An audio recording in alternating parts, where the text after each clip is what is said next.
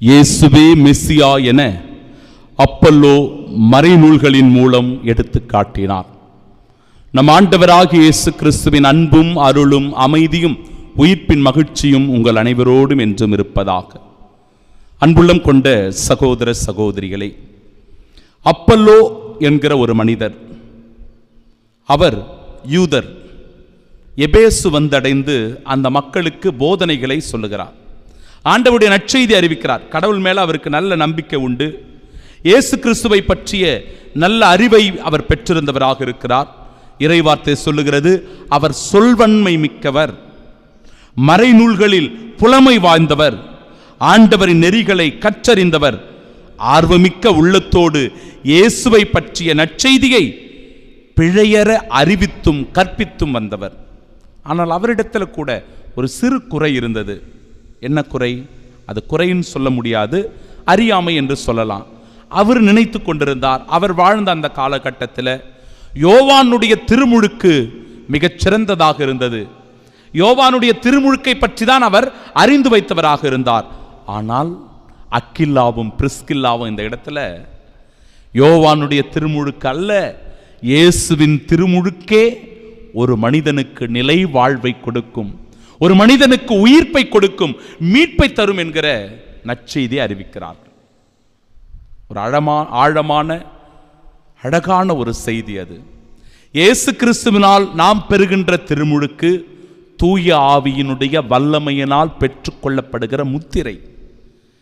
கிறிஸ்துவினுடைய அன்பு மகனாக மகளாக அங்கீகரிக்கப்படுகிற செயல். கிறிஸ்துவின் சாட்சியாகவே வாழ நமக்கு அழைப்பு தருகின்ற கொடையாக அது இருக்கிறது. இந்த உண்மையை எடுத்து சொல்லுகிற அக்கில்லாவும் பிரிஸ்கில்லாவும் அப்பல்லோவுக்கு இந்த மறை உண்மையை எடுத்து விளக்கி சொன்னபோது அப்பல்லோ அதை ஏற்றுக்கொள்ளுகிறார், அதை விசுவசிக்கிறார். எனக்கு எல்லாம் தெரியும், நீங்க உங்க வேலையை பாருங்க சொல்லல. இயேசு கிறிஸ்துவை பற்றி என்னை விட உங்களுக்கு அதிகமா தெரியுமா? கேள்வி கேட்கல. ஆனால் இயேசு கிறிஸ்துவை பற்றி அக்கில்லாவும் பிரிஸ்கில்லாவும் அவருக்கு எடுத்து சொன்னபோது தாழ்ச்சியான உள்ளத்தோடு பொறுமையான இதயத்தோடு அவற்றை கேட்டார். கேட்டு அவற்றை தன்னுடைய சிந்தனையை மாற்றிக்கொண்டார், தன் எண்ணத்தை மாற்றிக்கொண்டார்.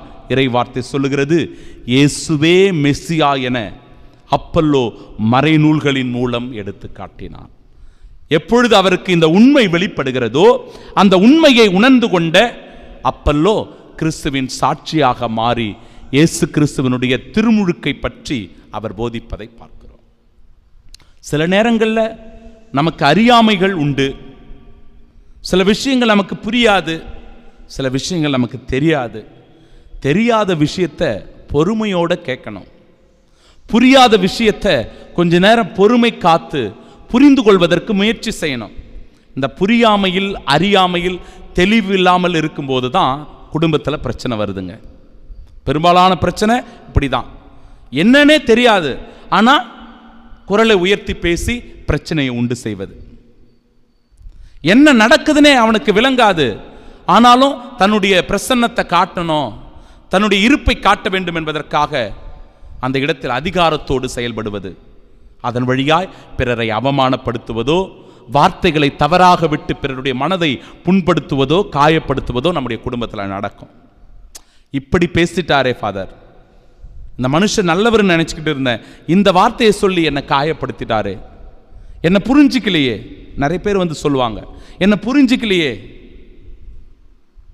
இவ்வளவு காலம் நான் குடும்பம் பண்ணியிருக்கிறேன், 10 வருஷம் 15 வருஷம் 20 வருஷம் 25 வருடம் அவர் கூட நான் பயணிச்சிருக்கிறேன், என்னை அவர் சரியா புரிஞ்சிக்கலையே, என் மனைவி என்னை புரிஞ்சிக்கவே இல்லையே ஃபாதர் சொல்லுவதை பார்க்கிறோம்.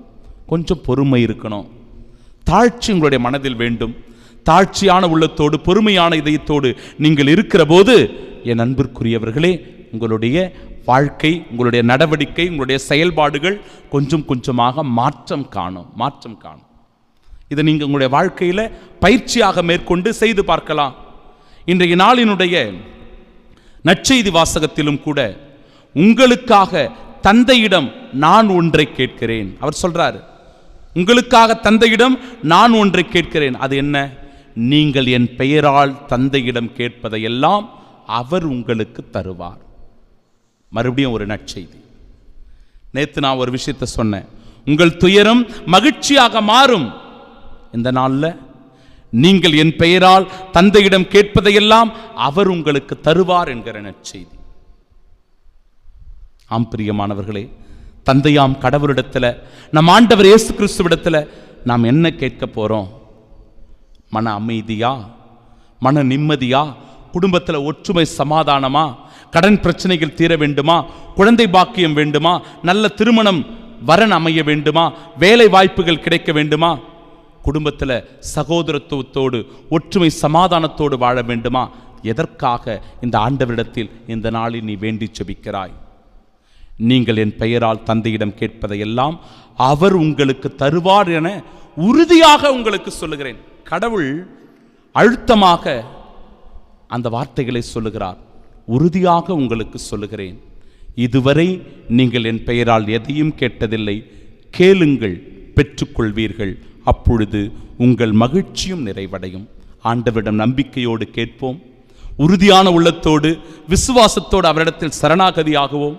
அதன் வழியாய் நாம் மன்றாடுகிற நம்முடைய மன்றாட்டுக்கள், விண்ணப்பங்கள், ஜெபங்கள் அவரால் ஏற்றுக்கொள்ளப்பட்டு ஆசீர்வாதமான கொடையாக நம் மீது அது பொழியப்படட்டும்.